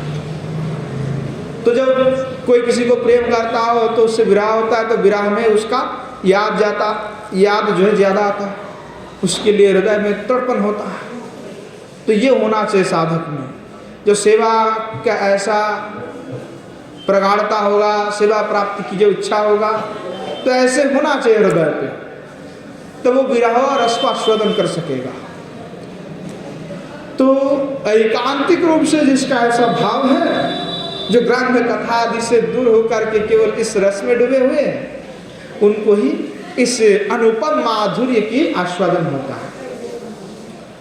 और इसी जो विरह है, ये विरह दशा के माध्यम से ही रस ब्रह्म की जो आस्वादन होता है, तस्याम सुंदर श्री ईश्वर जी का जो प्रेम है, जो केली सिंधु आदि है, विलास है, उस रस माधुर्य का आस्वादन तब होगा जब विरह होगा। और यही विरह दशा ही एकमात्र जो है महाभाव तक ले जाता है। महाभाव दशा में केवल जो है विरह ही रहता है, मूर्छित हो जाते हैं, कृष्ण के चिंतन में खो जाते हैं। ईश्वर जी जो है स्वयं से स्वयं बात कर रहे हैं। यमुना जी में श्री भगवान के चरण चिन्ह जो है पड़े हैं। श्री भगवान श्याम सुंदर मथुरा में गमन कर गए, तो किशोर जी को विरह हो रहा है कि श्याम सुंदर तो वृंदावन छोड़ करके चले गए हैं, अब क्या होगा। तो किशोर जी रो रो करके यमुना जी के किनारे पे आकर के पहुंचे, और वहां पे श्री श्याम सुंदर के चरण चिन्ह को देखा, और श्याम सुंदर के चरण चिन्ह को देख करके श्री किशोर जी जो है विलाप करने लगे। तो गोसाई बात उस विरह का वर्णन कर रहे हैं कि किशोर जी में ऐसे विरह उत्पन्न हो रहा है, पर किशोर जी रो नहीं रहे। तो किसी ने पूछा कि किशोर जी आप रो क्यों नहीं रहे। तो किशोर जी प्रत्युत्तर में कह रही हैं कि अगर मैं रोऊंगी तो यह वृंदावन में यमुना जी की जल जो है बढ़ जाएगा। मेरे रोने से इतने आंसू निकलेगा कि इस वृंदावन में यमुना जी की जल इतने वृद्धि हो जाएगा कि इस वृंदावन को ही बहा के ले जाएगा। तो अंदर अंदर किशोरी जो है जल रही है, उनकी सांस से जो है ताप निकल रहे हैं, जैसे भाप निकलते ना, वैसे भाप निकल रहे, अग्नि का भाव जैसे। तो केवल सखी ने पूछा कि किशोरी जी आपके अंदर जो विरह है उसको निकाल दीजिए। तो किशोरी जी कहने लगी कि मैं अगर इस विरह को बाहर निकाल दूंगी तो इस विरहानल की प्रभाव से वृंदावन तत्क्षणात दग्ध हो करके एकदम राख में बदल जाएगा। वृंदावन राख में बदल जाएगा, कुछ लीला स्थान आदि कुछ नहीं रहेगा, सब नष्ट हो जाएगा। तो किशोर जी का कैसा द्विधा है, ना तो रो सकती है ना विरह को निकाल सकती है, और अंदर ही अंदर घुटन हो रही है किशोर जी, और उसको सहन कर रहे हैं। तो कहा वो बाष्प जो है अभी जो अंदर जो बैठे हुए लाभा की तरह हो गया। ऐसे होता है अग्निगिरी जिसको कहते हैं। अग्निगिरी में क्या होता है कि जो है अग्नि जो है पत्थर जो है पर्वत के अंदर रहता है। तो तीन प्रकार के होते हैं, एक सुप्त होते हैं और एक लुप्त होते हैं और एक आग्नेयगिरी जो निरंतर जल रहे हैं। तो सुप्त वाला क्या है कि कभी भी वो जग सकता है, वो फट सकता है, और जब फटता है तो चारों ओर अग्नि फैल जाता है, भयंकर दृश्य हो जाता है, भयंकर परिस्थिति उत्पन्न कर देता है। और जो लुप्त है वो कभी जाग नहीं सकता, और जो निरंतर चल रहा है जिससे लावा निकल रहा है। तो किशोर जी अपने आप को जो है सुप्त रूप में रख रहा है, भाव तो निकल रहे पर बाहर नहीं आने दे रहे। तो कहे कि अगर कभी ये बाहर निकलेगा तो कहे त्रिभुवन को ही जला देगा, ऐसा विरह है किशोर जी। पर त्रिभुवन की रक्षा के लिए उसको अंदर ही अंदर रख रहे हैं किशोर जी। ऐसे विरह में किशोरी जो है रोने लगी, कभी मूर्छा प्राप्त हो जाती है, कभी ऐसे कृष्ण कृष्ण कह करके लीला का चिंतन करके किशोरी जी मूर्छा प्राप्त हो गई। अब मूर्छा दशा में क्या होता है, कोई ज्ञान नहीं रहता। अब थोड़े देर में फिर पुनः जागरण हो जाता है। जैसे पुनः जागरण होते तो देखते कृष्ण है नहीं, जब कृष्ण नहीं है तो क्या करे, फिर रोने लगती है, फिर विराह में चली जाती है। तो विराह दशा में ऐसे प्रगाढ़ रूप में उनका अनुभव होता है। इसलिए महाजन कहते हैं, नरोत्तम दास ठाकुर महाशय कह रहे हैं, हरि हरि आर की आमन दशा हवे, कवे वृषभानुपुरे आहिरी गोपेर घरे, तनया हइया जनमिलो, जाबटे आमार कवे ये पानी ग्रहण हवे, वसति करिब कवे ताय। श्री ठाकुर महाशय, नरोत्तम दास ठाकुर महाशय जो है प्रार्थना कर रहे हैं विरह में कि हरि हरि, हे हरि, हे हरि, कब मेरा ऐसा सौभाग्य होगा, कब मैं ऐसा दशाओं को प्राप्त करूंगा कि वृषभानुपुर में किसी आहिरी गोप, यहाँ जो गोप थे वो आहिरी गोप थे, इसलिए कहा कि आहिरी गोप के घर में कब मैं कन्या के रूप में जन्म लूंगी। अब ये नहीं कहा कि मुझे गोप बनना है, क्योंकि यहाँ पे किंकरी भाव है, मंजरी भाव है, तो ठाकुर महाशय तो पुरुष है, वो नित्य सिद्ध है, साधन सिद्ध नहीं है, नित्य सिद्ध है ऐसा। तो क्या है कि प्रार्थना कर रहे हैं कि कब ऐसा मेरा सौभाग्य होगा कि वृषभानुपुर में किसी आखिरी गोप के गृह में मेरा कन्या रूप में कब मैं जन्म लूंगी। और जाबोटे आमार कवे ये पानी ग्रहण हवे, बसति करिब कवे ताय, कि जावट में कब मेरा विवाह होगा। कि किशोरी कहाँ रहते हैं, जावट में ना, विवाह का हुआ जावट में। ये टीला पिटीला का घर तो अभी भी है, आयन घोष। तो क्या है कि कह रहे कि कब होगा, क्योंकि मुझे तो किशोर जी की सानिध्य में रहना। तो जाबोटे अमार कबे पानी ग्रहण में मेरा कब विवाह होगा, वसति कोरियो कबे ताय, मैं कब वहाँ पे वास करूंगी। सखीर परम श्रेष्ठ जे हाय ताहार पृष्ठ, सेवन करिब तार पाय, तेह कृपावान हइया रातुल चरणे लइया आमारे करिबे समार्पण, सफल हइबे दशा पुरिबे मनेर आशा, सेबी दोहार जुगल चरण। कहने लगे गोसाई पाद ठाकुर महाशय कि सखी के जो पृष्ठ है, प्रियतम है, मैं भी उनका पृष्ठ का पृष्ठ होना चाहता हूं, ताकि मुझे भी तो मिले सेवा का मौका। और मैं पृष्ठ के पृष्ठ का ही सेवा किया करूंगा, ताकि वो सेवा से प्रसन्न होकर के मुझे किशोर जी के पास ले जाए। बोले तेह कृपावान है, जब मैं उनकी पृष्ठ की सेवा करूंगी तब ये मेरे ऊपर प्रसन्न हो जाएगी। पर वे प्रसन्न हो करके किशोर जी की श्री चरणारविंद में मुझे समर्पण कर देगी, तब मेरा जो इच्छा है वो सफल हो जाएगा। तब मेरा जो मन की वासना है कि श्री किशोर जी का मुझे सेवा करनी है और जावट में मुझे सेवा मिले किशोर जी का, ये मन की जो मेरा आशा है, जो वासना है, वो तब पूर्ण होगा। तब मैं श्री युगल सरकार की श्री चरणारविंद की सेवा करूँगा, तब मुझे ऐसा कृपा मिलेगा। कब हे किशोर जी कब कृपा मिलेगा, ऐसे जो है प्रार्थना करने लगे। कहने लगे कि दोहा मुखो चंद्र देखी, जुड़ावे तापितो आखी, नयने बोहिबे अश्रुधार। कि दोहा मुखो चंद्र देखी,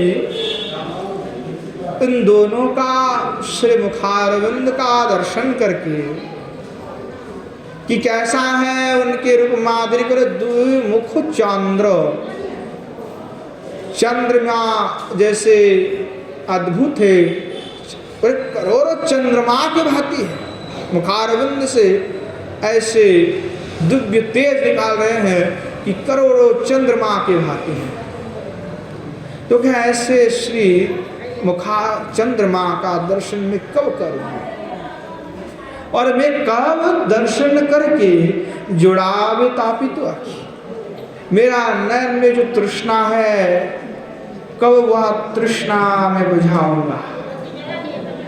मेरा आंखें एकदम जो है त्रस्त हो गया देखने के लिए उत्कंठा से कि कब मुझे किशोर जी का दर्शन होगा। कहे कि नयने वही वे अश्रुधार, कि जुगल सरकार की दर्शन करके, ऐसे अनुपम माधुरी की दर्शन करके मैं रोने लगूंगी, मैं रोने लगूंगी।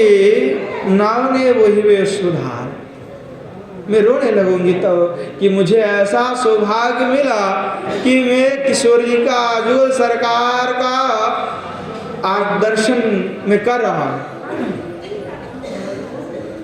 तो भाव विह्वल हो करके श्रीपाद जो है रोदन कर रहे थे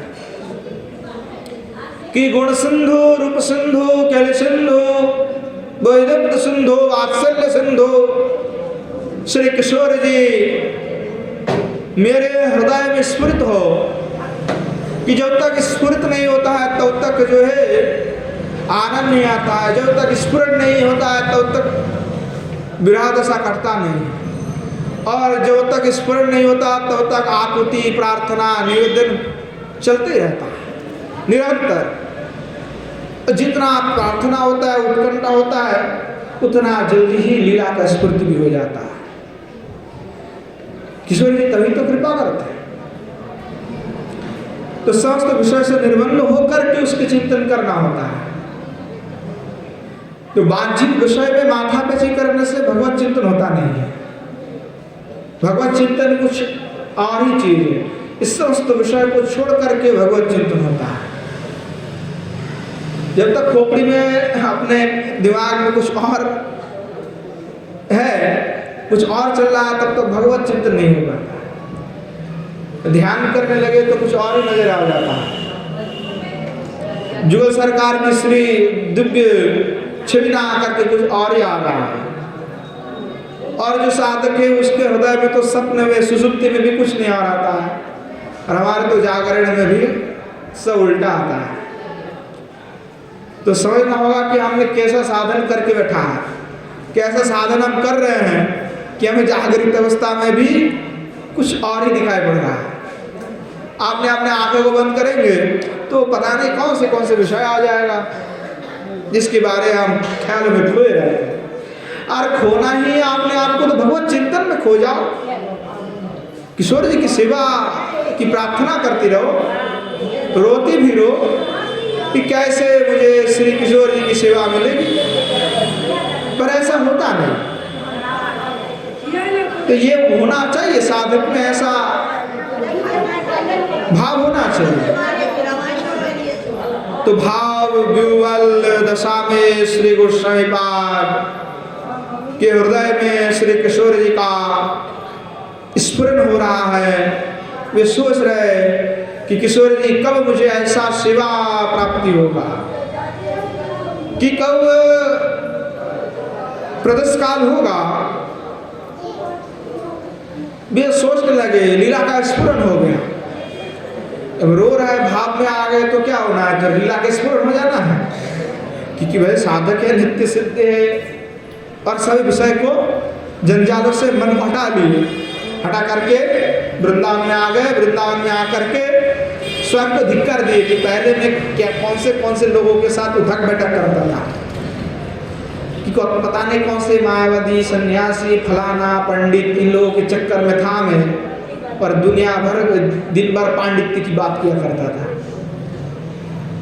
अब मुझे भक्ति में लगना है, इसीलिए सारे पांडित्यों को छोड़ दे। इसलिए प्रभानंद सरस्वती पाद के ग्रंथ में भाव से भरे हुए हैं। पांडित्य वहाँ पे बड़े अद्भुत श्लोक है सब, पर जैसे कि क्लिष्ट आदि का प्रयोग उन्होंने नहीं किया, बड़े भाव से लिखे। जैसे कि पंडित लोग होते हैं तो वो कहते हैं कि जितना कठिन और क्लिष्ट होगा उतना ही पांडित्य निखरेगा, इसीलिए वो क्या करते हैं, कठिन से कठिन शब्द का प्रयोग करते हैं। पर गोस्वामी पाद यहाँ पर रस में डूबे हुए हैं, सरल है। किंकरियां तो 10-11 साल के, भाव 10-11 साल की लड़की के जैसे, तो सरल है, इसलिए बहुत सरलता से लिख रहे हैं। और जो बड़े बड़े पंडित होता है वो कहते हैं नहीं, जितना क्लिष्ट से क्लिष्ट लेगा किसी को समझ में ना आए तो बड़ा पंडित है, और जिसको लेख को पढ़ करके लोग समझ जाए लोग वो चलेगा नहीं। वो मार्केट में वो ऐसा, पहले जमाने में ऐसा ही होता था, ग्रंथ जो पहले जमाने के क्लिष्ट से क्लिष्ट शब्द भरे पड़े हुए हैं, जो आजकल के पंडित लोगों को छक्के छोड़ जाता है अर्थ करने के लिए भी। ऐसे ऐसे बड़े ग्रंथ होते हैं कि किसी को पता ही नहीं लगता है कि क्या लिख दिया अंदर। तो गोस्वामी बात कहने लगे कि पता नहीं मैं कहाँ पंडितों के साथ चर्चा में लगे रहता था और मैं अपना जीवन का इतने साल व्यर्थ कर दिए। तो आप कहा कि ये सब छोड़ करके मुझे अब भक्ति में लगना है, रस सिंधु में डूबना है। और कहा कि पंडित में थोड़ा बहुत समस्या है कि पंडित जो होते हैं, व्यक्ति पढ़ते हैं तो अहंकार बहुत आता है। पहले में आता है बहुत, हमारा भी आता था, अब नहीं आता। तो जो अहंकार आता है वो अहंकार को संभाल नहीं ले पाएगा तो बड़ा घमंडी हो जाएगा। ये पहले कोई व्याकरण पढ़ता है, पाणिनि सिद्धांत आदि, न्याय दर्शन आदि, तो पहले लगता है कि मैं बड़ा पंडित हो गया, अब मेरे सामने कोई आएगा तो मैं खंडन मंडन करके तोड़ दूंगा।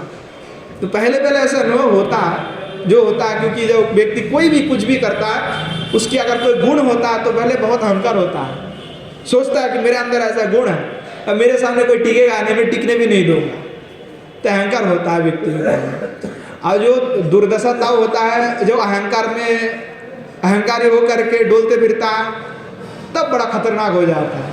और अहंकार ना हो करके उसको अगर आपने अंदर वो कंट्रोल कर लेता है, अहंकार नहीं, समझ में आ जाता है कि बाप का भी बाप होता है, तो फिर वो चुप हो जाता है। तो आप जो अहंकार होता है बड़े लोगों को नष्ट कर देता है। तो पंडित लोगों में बहुत अहंकार होता है पहले अवस्था में, पर उसको जो संभाल लेता है वो बड़े महापुरुष बनते हैं, महात्मा बन जाता है। जो संभाल नहीं पाते वो दिन भर जिंदगी भर वही करते रहते हैं, अंत में कुछ मिलता है नहीं।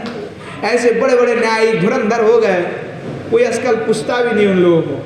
पर देखो कितने बड़े संत हुए, पता नहीं कुछ भी, भगवान सेवा किए, भगवत प्राप्ति हो गया, उनको आज भी लोग याद कर रहे, भक्तमाल में भरे पड़े हुए ऐसे भगवत कथा। और देखो फलाना पंडित क्या ग्रंथ लेके, उसको कोई पूछने वाले भी नहीं है, देखता भी नहीं लोग पलट कर। पर भक्ति का ऐसा महिमा है।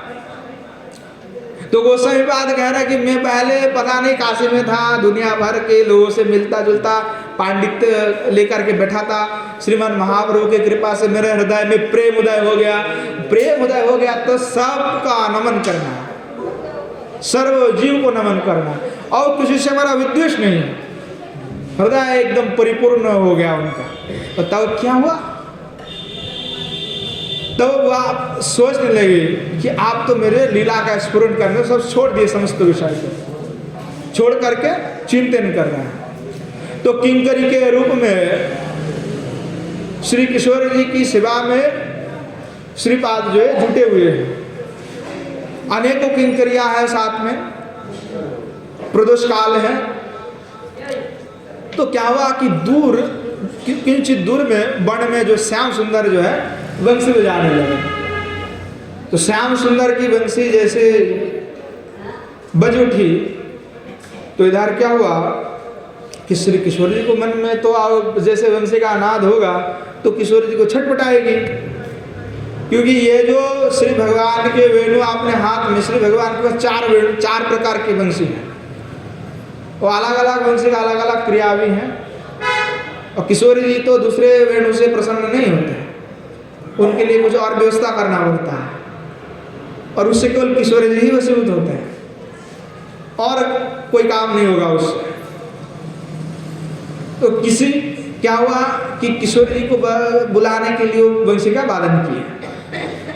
तो क्या है कि जैसे ही वंशी का नाद हुआ तो धनी से किशोर जी तो फिर चंचला हो उठी। कि अब तो हमें कृष्ण बुला रहे हैं, क्या करें। तो जो किंकरी के रूप में जो है श्रीपाद जो है सेवा में जुटे हुए, और भी सखियां मंजरिया सभी जो है विराजमान है। तो बोले कि यह जो वंशिका धनी है, तो वंशिका धनी क्या है, तो बोले कि ये पूरा चार बार फैल रहा है, अंड भेदी वैकुंठ जाए। अरे भैया वैकुंठ तक पहुंच रहा है। किशोर जी कह रहा है कि मेरे कान को भेद करके मुझे लग रहा है कि वैकुंठ में पहुंच गया। ये ऐसा वंशिका धनी है, वो वैकुंठ को भेद कर देता है, मेरा मर्म को भेद कर रहा है। और देखो ये धनी जो है बड़े अद्भुत हैं। ये सबसे इसका बड़ा काम है पतिव्रताओं का जो है प्रतिव्रत धर्म का भंग करना।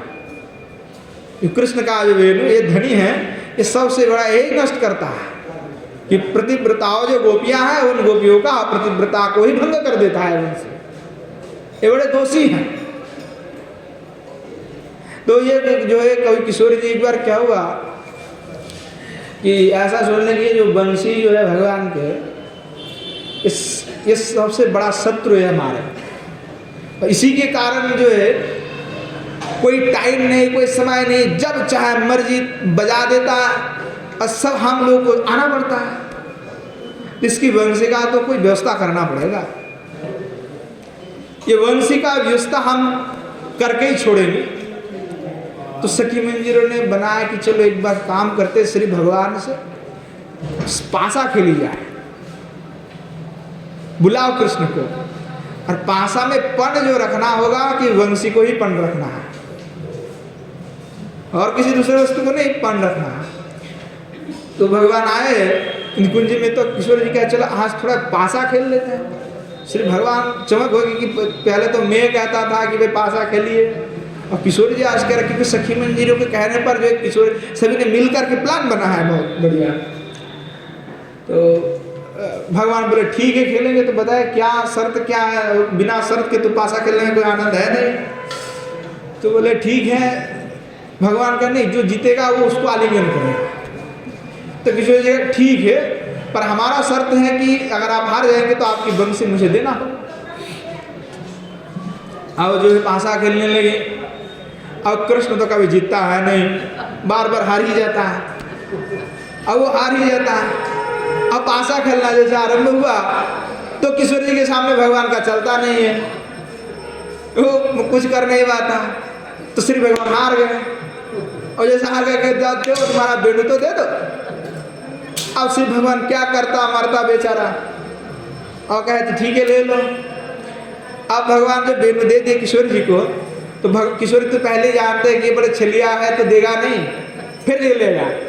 तो किशोर जी क्या किया कि वो बगल में ही जो श्रीपाद जी किंकरी रूप में, तो किशोर जी आपने कहा कि ठीक है दे दो हमारे पास। तो किशोर जी आपने ऐसे दुपट्टा है उसमें लेकर के पास बगल वाले किंकरी को इधर दे दिए। अब जो दूसरे किंकरी था वो आपने पास छुपा लिया, छुपा करके आपने कमर पे लपेट करके रख ली। अब श्री भगवान कहे, भगवान की जो मुखारबिंद है ना वो बड़ा चंचल हो गया, ऐसे रोने के मूड में आ गए भगवान। क्या होगा, क्योंकि बेड़ू चला गया हाथ से, तब तो कोई काम नहीं होने वाला। क्योंकि जो गैया को भी बुलाना है तो भी बेनू चाहिए, त्रिभुवन को मोहित होना है तो भी बेनू चाहिए, और त्रिभंगी ललित होकर के मैं खड़ा भी रहूंगा तब भी मेरे से कोई काम नहीं होगा। कि जब तक बेनू का नाद नहीं करूंगा तो त्रिभंग ललित होने पर भी कोई फायदा नहीं है, कोई देखेगा नहीं। तो भगवान बड़े चिंता में पड़ गए कि कोई काम नहीं होगा मेरा। तो क्या करे भगवान, मन में चिंतन करना, प्रार्थना करना, हमारे वंश तो दे दिए किशोर जी। किशोर जी कहा कि हमारे पास तो है नहीं, तुम्हारे वंश तो तुमने ले लिए अभी। भगवान का मैंने कब लिया? बोले नहीं नहीं तुमने ले लिया होगा, तुम जैसे छलिया, तुम तो कभी पता नहीं कब ले लिया होगा तुम्हारे से। और श्री भगवान में ऐसा कहने लगे नहीं नहीं हमने नहीं लिया होगा, हमारा वंशी था, दो हमारे पास कोई वंशी नहीं है। और किशोर जी तो ऐसे पहले से तय था कि वंशी को चोरी करके रखना है। श्री भगवान क्या करे, सखी मंजरी को प्रार्थना करने लगे, सखी मंजरी को जाकर करके बोलने लगे देखो तुम्हारे पास है, दिखाओ दिखाओ दिखाओ तुम्हारे पास होगी बंसी। तो ये भगवान जो इधर उधर ढूंढने लगे। जो मुख्य जो हमारे किंकरी थी वो क्या कि वो ले जा करके जो है एक कदम्ब के वृक्ष के जो बीच में जो छेद है, बीच में थोड़ा गड्ढा सा जैसे पक्षियां बनाते हैं ना, तो उसके अंदर जाकर के रख दिया। अब क्या हुआ, श्री भगवान तो ढूंढते फिर रहा है कि कहाँ है। अंत था भगवान क्या करे, और किशोर जी की चरण में आकर के गिर पड़े कि भैया हमारा बंसी दे दो, नहीं तो आज तुम गैया को भी नहीं बुला पाएंगे और नहीं हमारा कोई काम होने वाला है, तो कृपा करके हमारे जो बंसी है वो हमें वापस लौटा के दो। तो किशोर जी ने कहा कि आप ये बंसी है आपके, इसी से आप हम लोगों को दिन भर जलाते रहते हो कि कोई समय नहीं, कब नहीं, जब मन हुआ मूड हुआ तब बजा देते हो, फिर हमारा समस्त काम को छोड़ करके आपके पास आना पड़ता है। तो आज से प्रतिज्ञा करो कि कभी और ऐसे अचानक नहीं बजाओगी, एक समय है उसी समय बजाना। भगवान का ठीक है मैं मान लिया। तो किंकरी को बुलाया, किंकरी लेकर के जो है बंसी भगवान का हाथ में दिया। तो भगवान क्या बोले जाते समय, भगवान बोले कि किशोरी जी प्रतिज्ञा तो तोड़ने के लिए ही होता है। श्री ठाकुर जी महाराज की जय। तो ऐसे हमारे श्री किशोरी जी है और हमारे ठाकुर जी है, बड़ा अद्भुत लीला करते हैं। तो किंकरी के रूप में श्री गोस्वामी पाद विराजमान है और किशोरी जी जो है इस वंशिका ध्वनि को श्रवण करके वंशी ध्वनि की महिमा गान कर रहा है कि ऐसा अद्भुत वंशी है कि ऐसे ऐसे जो काम करता है, जो हम लोग वैकुंठ को भेद कर देता है, हमारा मर्म भेद कर देता है। तो ऐसा कह करके श्री किशोरी जी और भी कुछ आगे कहेंगी वंशिका व्यापार में। आज समय हो गया है तो आगे जो लीला का स्फूर्ति श्री गोस्वामी पाद ने किया तो आगे हम आस्वादन करेंगे। आज ही पे विश्राम देते हैं। जय जय श्री राधे श्याम निताई गौर हरि बोल। श्रीमन महाप्रभु की जय। श्रीमन महाप्रभु के समस्त पार्षद वृंद की जय। श्री नवद्वीप धाम की जय। श्री युगल किशोर सरकार की जय। उनके समस्त पार्षद वृंद की जय। श्री गिरिराज गोवर्धन की जय। श्री यमुना मैया की जय। श्री वृंदावन धाम की जय। श्री गोस्वामी पाद की जय। श्री राधा रस सुधा नदी की जय। समस्त संत वैष्णव भक्त वृंद की जय। आवन आवन गुरु गोविंद की जय। आज की हरि कथा की जय। जय जय श्री राधे श्याम निताई गौर।